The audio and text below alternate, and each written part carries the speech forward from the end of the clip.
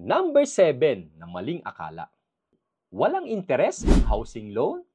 Ang i-discuss natin today ay mga maling akala sa pagbili ng house na maaaring ito din ang pagkakaalam mo at bibigyan nating linaw sa video na ito. Kaya naman tapusin mo ang video na ito hanggang sa dulo. Number 7 na maling akala.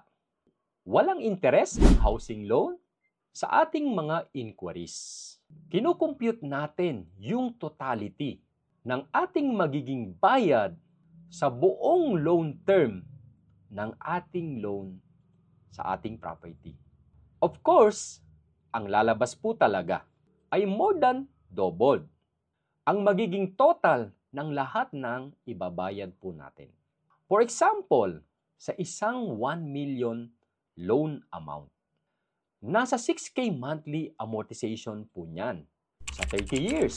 At ang total po niyan sa 30 years ay nasa around 2.2 million.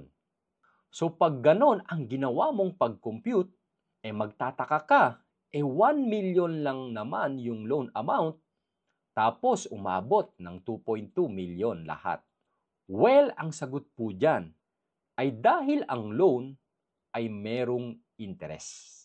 In fact, sa atin pong example na 1 million loan na nasa 6K monthly sa 30 years na loan term, 6.25% per year po yan na interest rate sa pag-ibig. Note na kaya po tayo nakaka-avail ng bahay na worth millions ay dahil sa loan po natin na with interest. Ito po yung cost of borrowing money. At wala naman po yatang magpapautang gaya ng Pag-ibig or bangko nang walang interest. Especially kung ang binibili po natin ay property na worth millions. So in short, kaya po malaki ang ating babayaran in total ay dahil po sa interest. Isipin na lang po natin, yun nga pong binabayaran natin na renta, nakagaya lang ng bayad mo sa bahay, yung renta, after po ng how many years na nagre-renta ka, hindi naman po mapapasa iyo ang bahay. Samantalang itong binabayaran mo na monthly sa utang mo sa bahay, mapapasa iyo po ito after a certain period. At pwede mo pang ibenta yan eventually. So hindi ka po dyan lugi.